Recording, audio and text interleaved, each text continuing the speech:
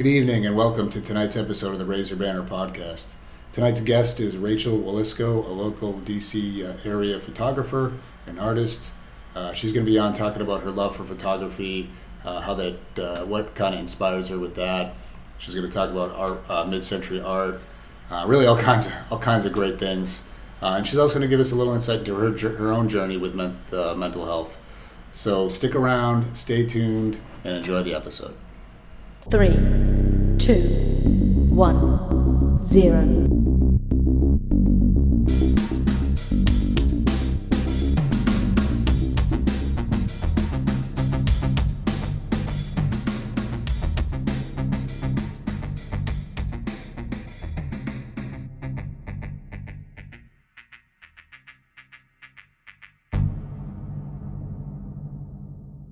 All right, good evening, Rachel. Good to see you again. How's everything going? Good. How are you? Oh, not too bad, not too bad. It's been probably a few months, no, a month, maybe a few weeks since I last saw you. Kind of randomly Yeah. ran across you at a auction from an antique auction. So it was kind of interesting how we hooked up there. Yeah, our shared love for all things old and That is vintage. true. That is true. So look, obviously, there's a lot we can talk about tonight. I want the listeners to hear all the good things about you and all the great stuff you're doing. So I don't know. Why don't you just open with? Can you tell us and the listeners like a little bit about yourself and what you do? Sure. I am from the DC area and I am a photographer. So I photograph weddings, portraits, families, all kinds of things. And then on the side, I also work at an auction house called Fair Auction. And I kind of also use my photography skills. I photograph the vintage items that we're selling and write up the descriptions, and it's all online. So people can bid from across the country, even internationally. And that's how we met. You were picking up something Yep, from picking up some random an stuff. auction. Yeah. And so, how'd you really get into the photography stuff? I think it's like what a lot of probably artists say, that they were always kind of drawn to it from when they were little, and I definitely was always drawn to photography. My grandmother was a painter, so she really helped kind of open my eyes to art and museums and just sort of seeing things in a different way. And then I went on to study photography and film in Oh, interesting. college.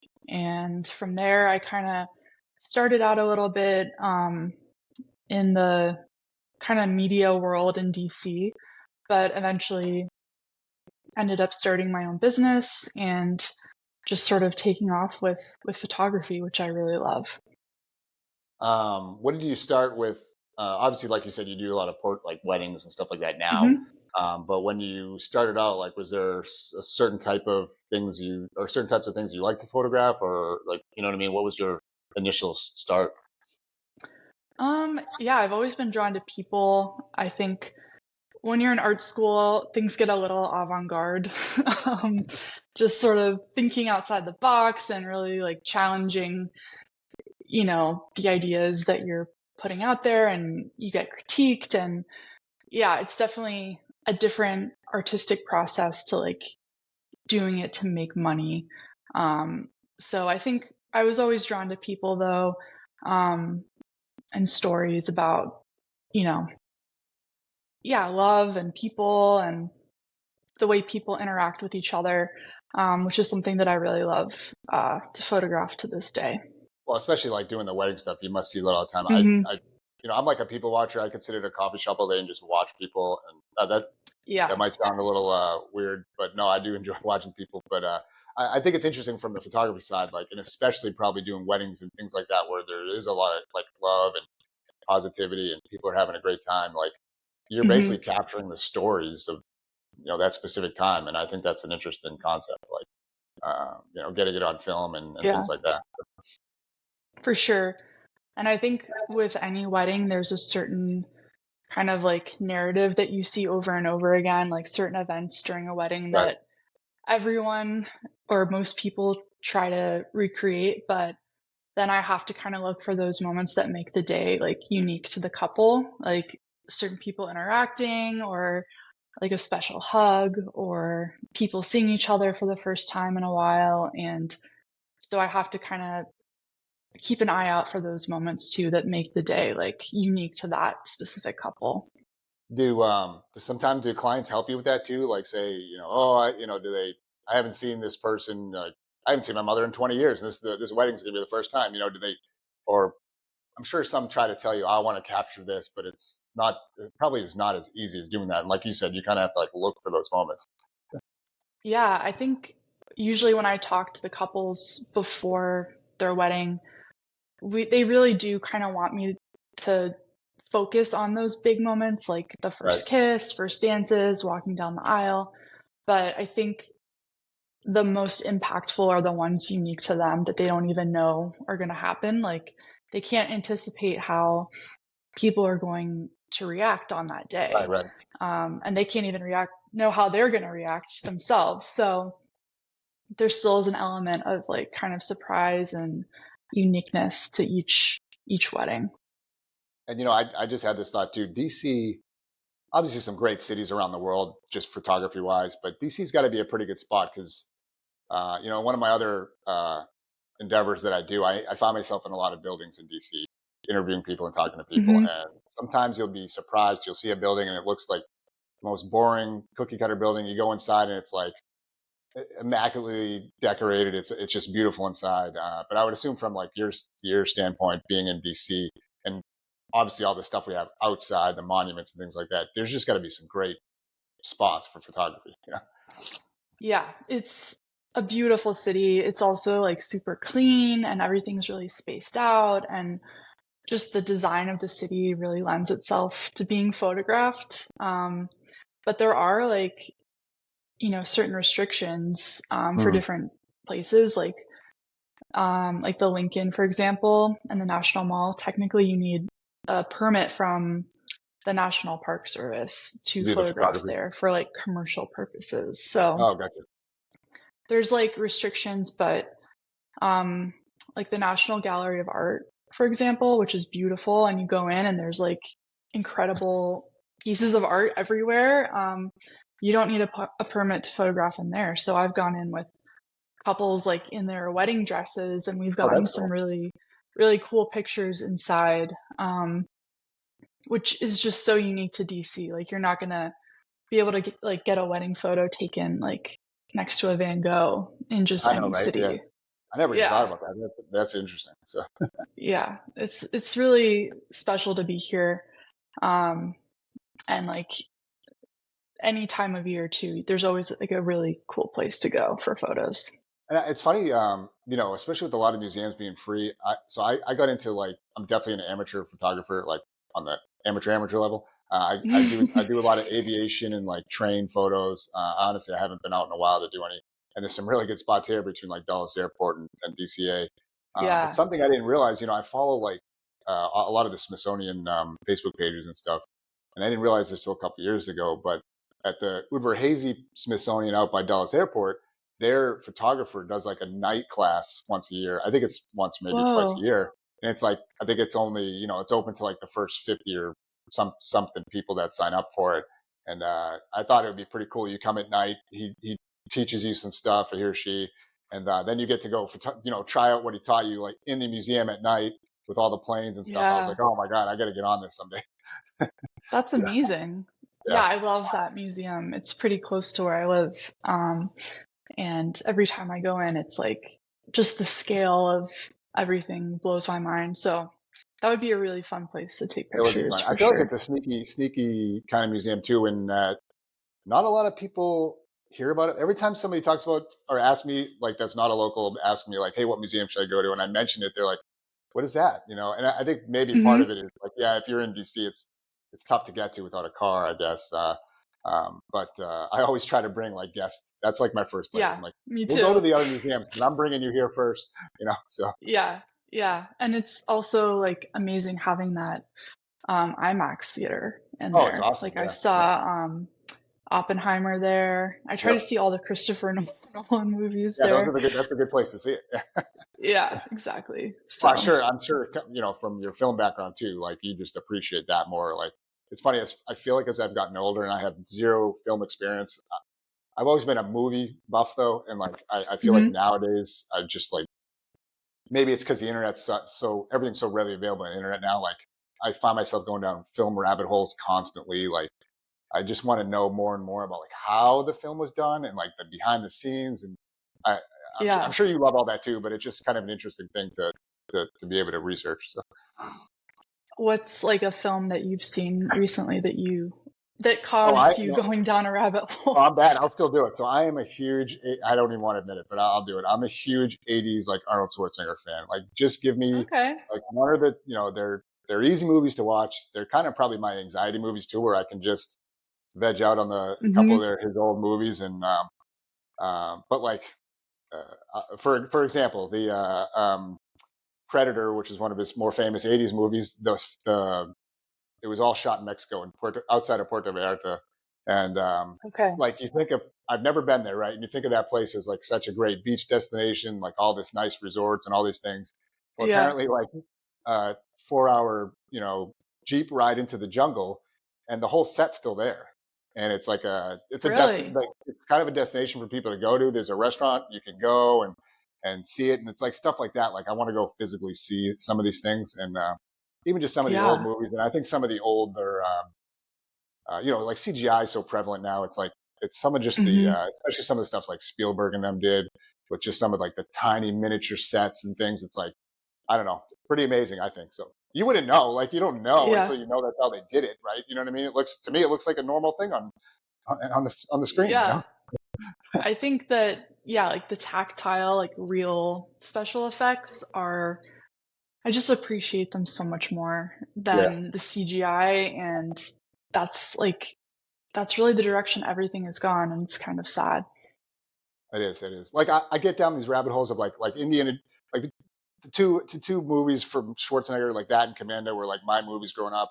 And then of course like Raiders of the Lost Ark was my third movie. And just like I go Hmm. down these rabbit holes of like, all right, was that Harrison Ford or was that the The stunt stunt double? double.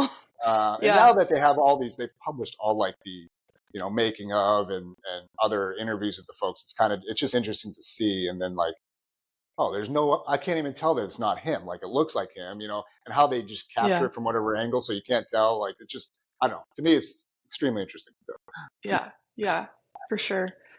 Yeah. So I actually got a master's degree in Scotland, in Edinburgh, for film studies, and that was like being on a movie set every day, oh, because really? they filmed a lot in Edinburgh, and that's actually where J.K. Rowling wrote um, Harry Potter, and Oh, in there, so yeah, good. there's a lot of like inspiration for the books there, and yeah, it's just a really magical place. And even while we were there, they were filming stuff all the time. So how did you fall into that? Were you just looking at schools overseas, or just looking at schools in general, and that came up as one of them? Um, Well, I actually had just started my first like full-time office job in Uh, DC. I was working as like a multimedia specialist, doing like e-learning and modules and all this stuff. And I was like, wait a minute, this can't be like the rest of my life. I can't be like sitting in this cubicle for the next like 50 years. I need to like get back out into the world. So right. I was looking at schools that were um, international but English speaking, because that's the only language I speak. Um, and I started looking in London, but it was actually really expensive, Right. and Scotland was a lot cheaper. So that's kind of how I ended up there. I didn't have like a grand plan to go to Scotland in particular, but um, like things sort of like ended up leading me there, and it was like the best year of my life. Yeah, um, Edinburgh is such a beautiful city. So, it's so pretty, yeah, and I just loved the program. It was very philosophical. It's right. like a philosophical approach to film. Like we weren't making films, we were just like studying them and applying philosophy. to all the different themes and concepts and aesthetics, and I just had like the best time. But it's not like the most practical degree to have gotten, unless you want to like probably teach, which I thought Right. about doing. But yeah, it was like just for me, like just being there and studying this thing that I just really loved felt amazing. But sometimes that's what you need. Like, you know, the Navy, like when I was in the Navy has a thing where it's certain, you get to a certain rank, you like, hey, you got to have a master's degree. Okay, well, what does it have to be in? Well, they want you to, it has to be in a STEM category or it has to be in Mm, category B. But does it really? Does it really? No. And like, I kind of took the same thing as you did. Like, yeah, my degree is in like aeronautical science and it's very technical, so it kind of still fit. But I decided to take the path that like I wanted to, and like kind of the same thing. It was like for me, yeah. and in the end, it still worked out. But like, I kind of agree with your thinking there of like, sometimes you got to just do stuff for you, like, so Yeah. I I still think it was like one of the best decisions I made.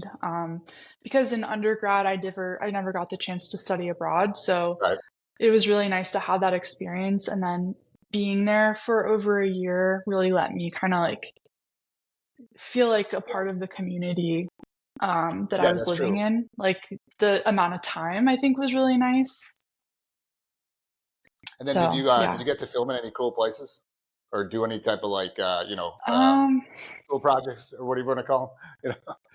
yeah, I mean, we were just like my big project was writing like a really long paper, so Oh wow, I didn't get to like actually do any filming, but I had my camera and I was taking a lot of photos. Like that's that's cool. I think when my passion for photography really took off because I was in this new place and seeing things that I wasn't used to seeing every day and that were really inspiring to me. Like I also just really like the whole landscape and scenery over there, like the green rolling It hills is and so green, I know. the moody skies and the castles, and that really spoke to me and what I like. So yeah, things really kind of took off from there. Well, it's funny. It's almost like I mean, we have some great, rich history here in America, Hmm. but like when you actually go to Europe and some of the other places overseas, and it's like Yeah. the age of history there that goes back so far, like that's still physically there. It's just like it's just a whole other world. So Yeah, you're like looking at a, you know, old building that was around before your country was even like yeah, founded. It's pretty yeah, incredible and it puts things in perspective for yeah, sure. and yeah, like I said, the fact that they're still there, and I in one of my little research company, we do a lot of travel consulting, and that's part of like we don't like book things. We do in a sense, I guess, but a lot of times people look for like, hey, I want to, and especially now it's funny talking to the movie stuff. Like Outlander is really big, so I want to go on an Outlander tour of Oh Scotland. It's like yeah. send me to all the Yep. places. But a lot of times that's what people are asking for. Like, hey, I want to go. I want to a lot. Actually, a big one's like World War II stuff. I want to see some World War II Mhm. sites in London or France, and yeah, it's just interesting and being able to like put together some trips for people and the fact that those places are still there and you can physically see history. It's just cool. Yeah.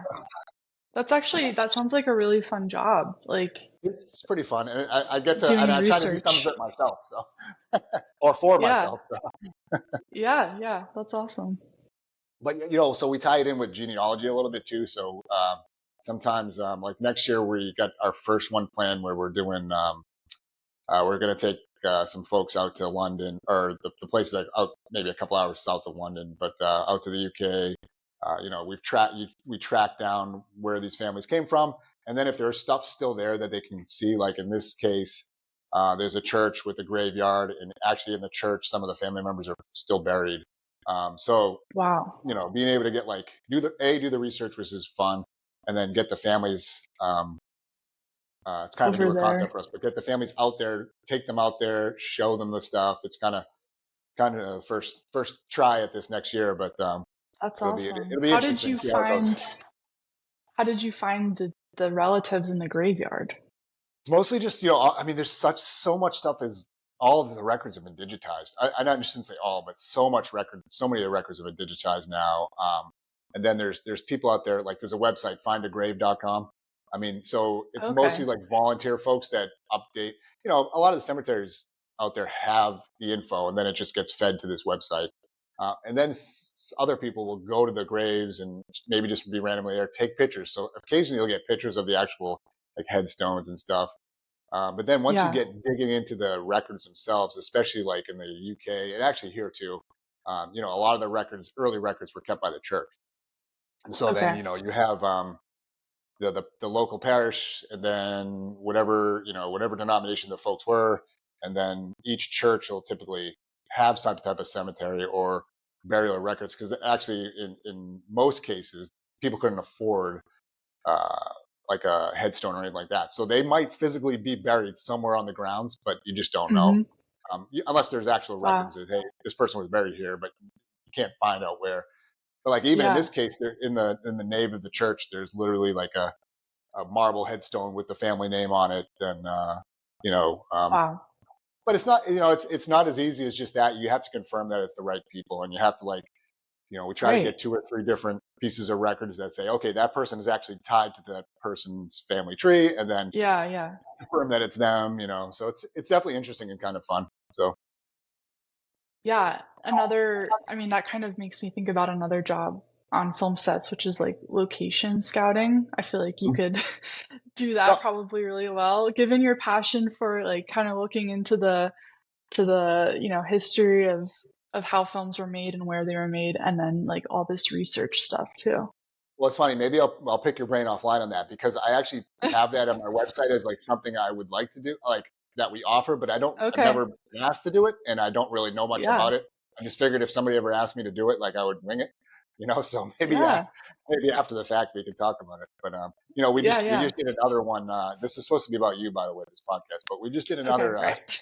Um, we did another family that he was trying to figure out how his family came across from Poland, and where they came from. Because the other interesting part is you get a lot of family lore, so stuff's passed Mm-hmm. down through generations, voice and stuff, and just these Yeah. stories, and that doesn't necessarily mean they're right. And we were actually able to track down to 2 cities in Poland. The problem right now is they're really close to the Ukrainian border, and we were going to go out Oh. there for that Yeah. too, but we decided, maybe we'll wait a bit for things to die Yeah. down Yeah. before we do that. So, Wow. but definitely an interesting thing for That's very sure. cool. Yeah. Back to your University of Edinburgh thing. What would I I remember before I used to have young people talk to me sometimes about like, hey, I want to go overseas and go to school, or this and that, and sometimes they aren't willing to take the step, or they're too scared to take the step, or it is a pretty big thing to do in certain cases, Hmm. especially if maybe you've never been out of the Yeah. country. What would you tell people that are like on the fence or struggling to make that call, like you know I would say that yes, it's scary at first, but there will be like a really good community when you get there. Um, like my cohort was, local students, but also other Americans, some students from China. Like it's very international, and especially if you're in a more specialized program, the more tight knit your like little group is going to be. Um, and everyone's in the same boat. Like right, everyone right. came from somewhere, usually pretty far away, and they're taking a risk also. And so they're also going to be wanting to make connections and form relationships. And you're going to get in there and immediately just like have homework. You're going to be meeting people. The school is usually really good about like introducing you to like the local spots and organizing like get togethers. So there's always going to be ways to like network and meet people. And I think it's kind of fun to take a risk because when you, I don't know, it's a hard thing to do day to day to really pick up and move to a different country. So, if you have the opportunity, I say try it. Yeah, and I think you make a good point about especially for folks that maybe don't know, you make a good point about that community sense of community you get on the other side. Like you Hmm. said, everybody's in the same position. everybody's going to the Yeah. same classes. Like we all got the same bad crap homework, whatever. But we're all in this together, and we're all living here Yeah. together. And you And start you making all already these have, new friends. yeah, you already have so much in common because you love whatever it is you Right. came to True. Right. study. Like you have stuff to talk about already. People probably have, a lot more in common with you than someone you just meet off the street because you all came to the same place for a reason. So, Yeah. Yeah. I didn't even think of that until you just said it. Like, yeah, we all just travel from basically all these other places around the world for this specific yeah. thing. Like, it should be a fun time, right? Yeah. Yeah, for sure. And like I'm still friends with people I met in my program, which is crazy. Like almost it was 10 years ago now. So, Wow. um, it's relationships that you'll like really value and probably keep for a while. That's awesome. That's awesome. There Yeah. was a term when we talked before, and you kind of sent me a bio. There was a term I was not really familiar with. Freelance creative. Can you tell me what that is? I mean, I think now that I Yeah. read it, maybe I understand it a little bit, but I'm just curious, what that is. Yeah. So, I mean, from my perspective, it's someone that is in a creative field and works job to job. So, you're kind of you don't have like a regular company that you work for. Mhm. You always have new clients. You're always trying to sell yourself and sell your services, and you're meeting lots of different people and working on lots of different projects and just trying to stay busy. And there's definitely pros and cons to doing that. There's the insecurity that comes with not having a regular job, no benefits, but there's also a lot of freedom to say no to projects that you don't want to work on or say yes to things that other people won't ever get to do because they're constricted by Right. another job. So, yeah, I personally really like being a freelance creative. I kind of agree with you in that standpoint a little bit. Like I left the government side of things and the Navy, and then although I've contemplated going back from like you said, maybe the insecurity of the financial situation and Mhm. stuff. But Mhm. there is something to say about like having your own schedule and kind of just Yeah. like you can just take whatever clients you want. You don't, hey, I'm not going to take a client this weekend. I need a break or this and that. There's Yeah. there's something to say about that. That's extremely rewarding and just kind of like refreshing. And I don't know. It's just it's a nice thing.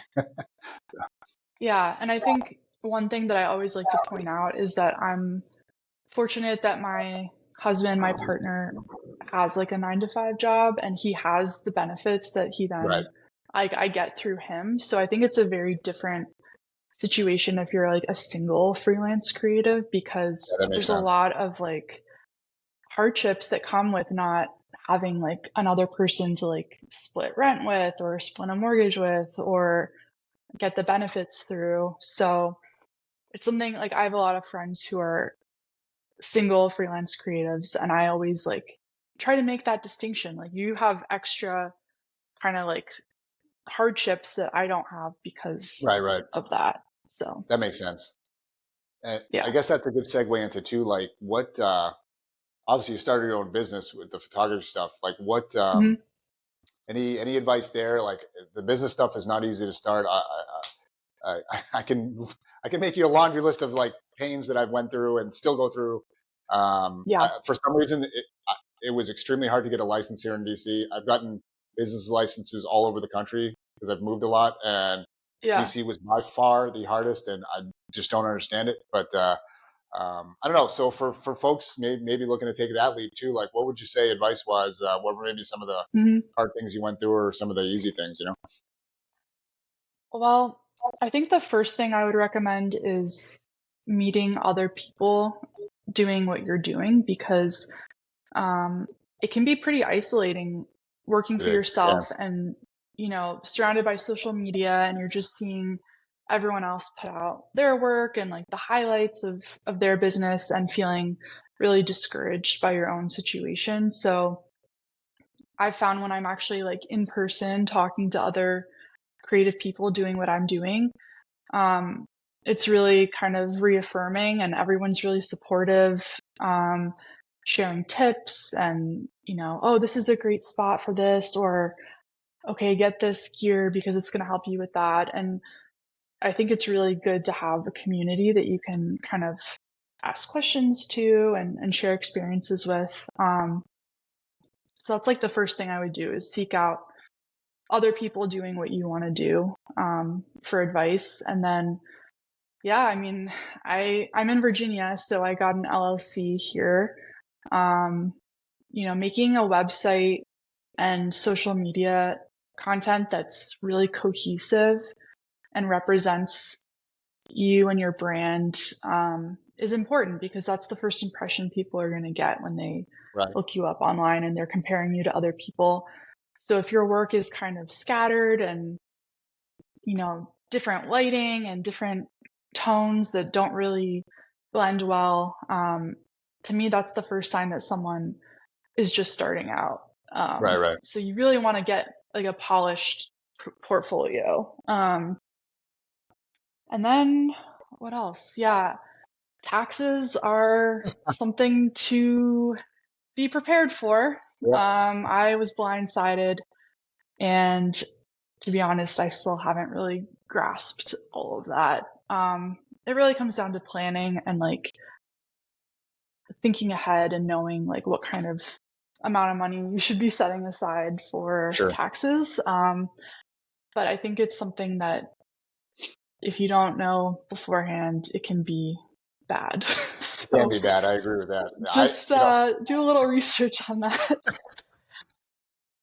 I just recorded a podcast that it'll be posting this week with a great. She's Maddie Watkins. She's an awesome. She owns a gym in Bethesda. Just an Oh, cool. inspiration. She's just awesome at what she does. But we were having that same discussion on a few things, and off the recording, and I was asking her about how she, because for me the biggest pain for me is social media across all my things, and I just don't post enough, and I know I need to be doing more. So I asked her who does her social media, and she said, "Well, I actually hired somebody to do it." And I would say that's a pretty good piece of advice too. It was like for example, for me, the only thing I don't do is my taxes. Like I have somebody do it, but I would tell people too the same thing. Like in some instances, just hire a professional or like Yeah. get somebody to help you because there are like other people doing like um, simple social media stuff that maybe aren't too expensive, and all of a sudden like half the stuff you're trying to do is taken off your plate for the week because they're covering that for you. You know what I mean? And I think if I hadn't had the tax guy do my stuff, like God, I would have missed so much stuff. So. Yeah, that's another good point. Like if there's something that you aren't strong at and you kind of know, like you can outsource it. Like you don't have to do everything yourself just because you own a business. Yep. So that's a good point. Like more of the financial stuff, I would prefer to outsource to someone just because it's not my strong suit. But yeah, and I think as you grow the business, you will be in a position where you have to outsource to continue, working the way you're working. So yeah, I mean, like, and I guess one good thing too would be like be patient. Maybe like for me, I'm not patient. Like when I opened my antique store, I wanted immediate customers, immediate success, and to be honest, we were talking off air before this. Like I started that in 2017. It's 2024. I mean, 7 years later, and I'm finally just getting like, yeah, I've had all these great reviews and I have a ton of repeat customers, but I'm finally getting to the point where like people are seeking me out instead of me just having a product that people are buying, And I don't know, patience is key too in some aspects. Patience is definitely key. And it's like kind of the chicken and the egg thing of like, I need a portfolio so that people will hire me, but I can't create a portfolio unless I get hired. So one thing, you can do is to second photograph for other photographers. Interesting. Yeah. So like for a big wedding day, I'll hire a second photographer to work with me and kind of be like the backup person. Like they'll usually be with the groom photographing him while I'm with the bride or other partner that day. And it's just like having another person there to get more and get different angles. So being that second photographer is a really good way to like watch how the lead photographer works, kind of pick up tricks from them and see how they deal with different scenarios. And then you also can, negotiate with them to be able to use the photos you take Yeah. for your own portfolio. That's kind of a cool concept because I would assume like, and in a way you're giving back too. Like you get to mentor somebody, help them out. Yeah. Yeah, that's pretty cool. Yeah. And you pay them, so you get paid to do it. Yeah, it's definitely a good way to learn a lot, get experience, especially wedding experience, which can be Okay. intimidating if you haven't done it before, because it's I just can someone's imagine. like, I don't know how you all do it yeah, because I mean I know they have these like reality shows of like the bridezillas and stuff like that, but I, just in general, like having been to a number of weddings, like you're just all over the place. Like it seems like that way, and it's obviously you're doing it as a business and a job, so like that's your job there. But I mean, it just seems like a lot of work, and I don't know how you do it. So well, a lot of people say like, oh, you must deal with like bridezillas all the time, but yeah, I've yeah. Oh, never that's good. had anyone, treat me poorly. If anything, it's like the opposite. Yeah, So yeah. that energy, like that positivity, and like people are so excited. It's like their That's wedding awesome. day, they've been planning for a while, and you kind of feed off of that for the day. And like, yeah, it's a long day, and by the end, you're like exhausted, but there is like a bit of like adrenaline to it.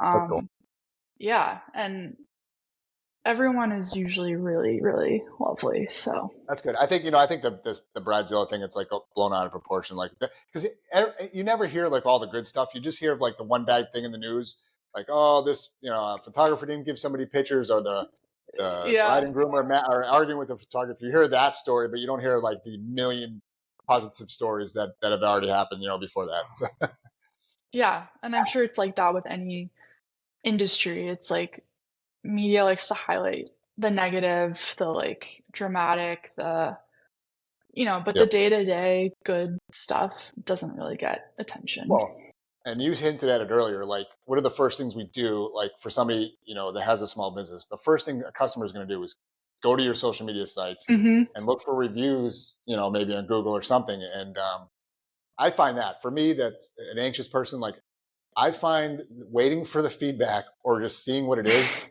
the most anxious part of the antique business on my side because it's like, is it going to be bad? Is it going to be bad? Even though I know it didn't do anything wrong, you know what I mean? And I actually got my first Yeah, really negative feedback this last year, and it wasn't even aimed at me. And luckily, I got it removed. But because I feel like people just yeah, harp on that. You could have like 1,000, good reviews, and you get one bad one. And I think sometimes the bad ones are good too, in a certain sense. But like people automatically go to the negative, you know what I mean? And then like you said, they're yeah, going right to your Instagram to see your work, So you kind of gotta be on top of it.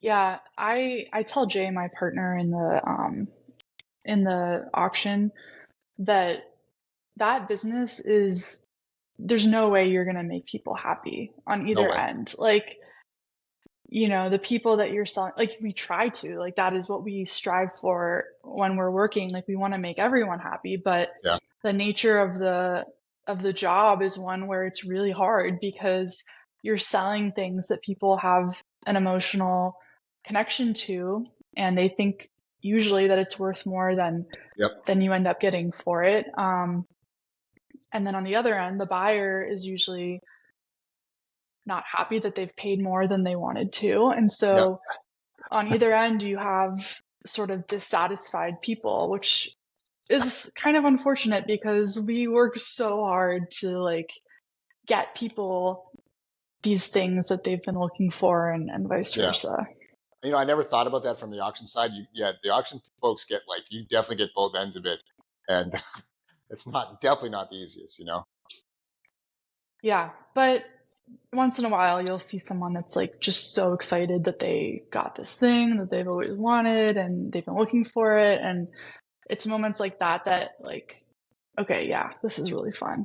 Yeah, and as a collector myself, like And something I didn't realize with the antique business either was the stories I'd get with the items I sold. And Hmm. it just, I have families like pouring their heart out at moments, and I'm like, this is just awesome. Like, it's Yeah, so awesome to hear the stories and, like you said, the connections to these items. But also at the same time, as like for me as a collector, like I get the hunt's the excitement for me, which I think it is for most of us. But sometimes when you get these things, and they do mean a lot. Like some people don't understand. Like there's plenty of people out there that are like, I don't get what you're collecting. I don't get what's the point. Why do you have this stuff in your house? But like for me, there yeah, is genuine connection to the items that I keep for myself, that I find for myself. Like there's usually a reason I keep, behind keeping each one, and I just feel like yeah. from uh, it's just an interesting concept. It really is. Yeah, there's a lot of baggage that comes Well, I just with thought about it vintage from your standpoint items. too. You guys do a lot of probably estate sales. So typically an estate sale is because somebody passed away or something along those lines. So like, yeah, there's that whole other aspect of like, there's grief involved. There's other stuff. There's, oh my God, I got to Yeah, empty my parents' house. Like, people are looking through this stuff. Oh, I remember this. You know what I mean? Like, it can't be easy, and you kind of just got to be there, right? yeah, yeah. I think, yeah, when you think about it, usually an estate sale isn't happening for a good reason. Good reason, right? um, you know, not every time someone has passed away, but it could be someone's like moving to like a retirement home, or Right. um, a divorce, or it's just, yeah, there's a lot of like heaviness that comes with like closing a chapter in someone's life. And I think that there's a big responsibility to like get them the money that they deserve for their items, Right. but Right. also there's an emotional side that, is just part of the process that can't be helped at the same Yeah. You time. just got to, yeah. That's interesting. Um, Yeah.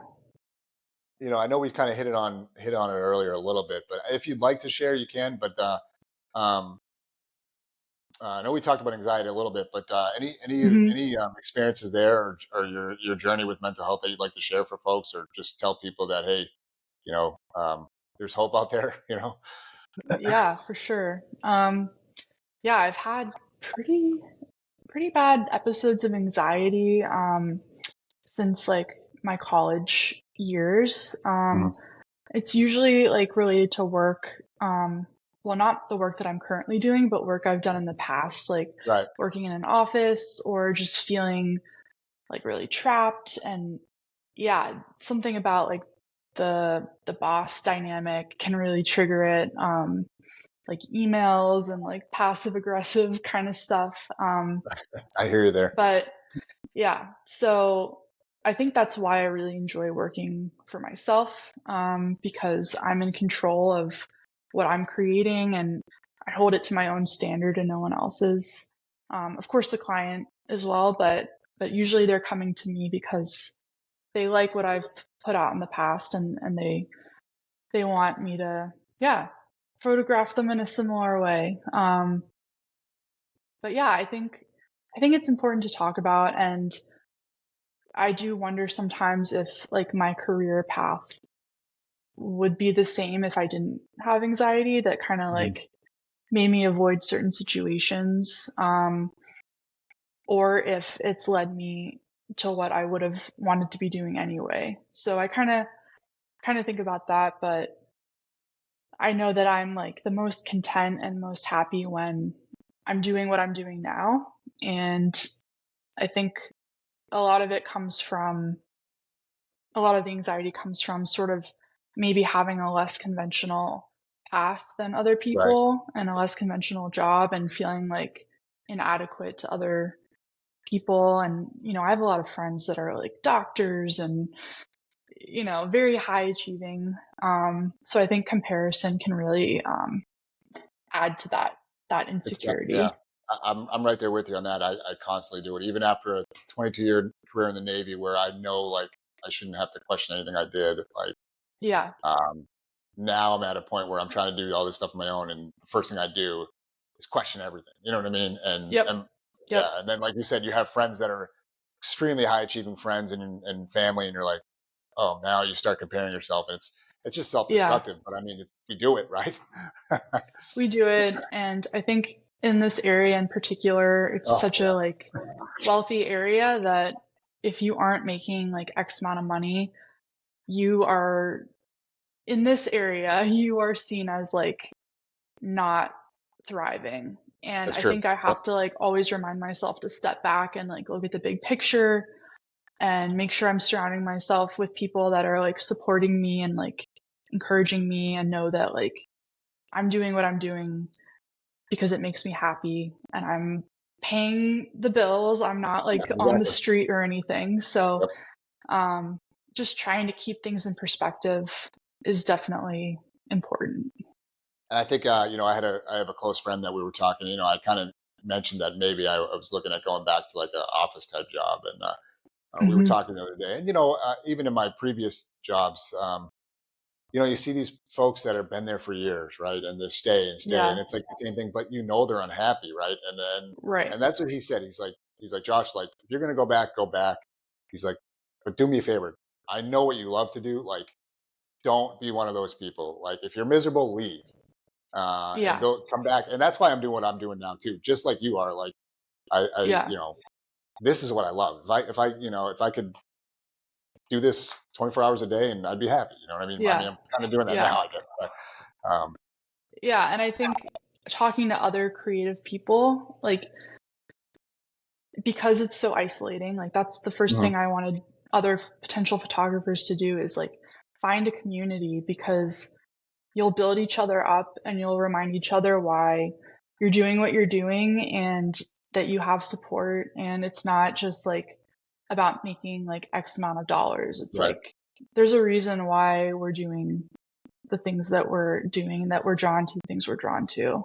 So, Yeah, and I think, like you said earlier, I mean, you know, you capture these moments, but the joy that like those moments and all those other things and the stories you're basically capturing on film, like what that brings to people, and these people are going to be able to look at these pictures, for the next 50 years, however, how long they live. yeah, And they'll be looking back on yeah, that like, look, do you remember that time? That time was awesome, and yeah, I think that's something, for at sure. least for you, you can definitely be happy about and be pride, have some pride in, so.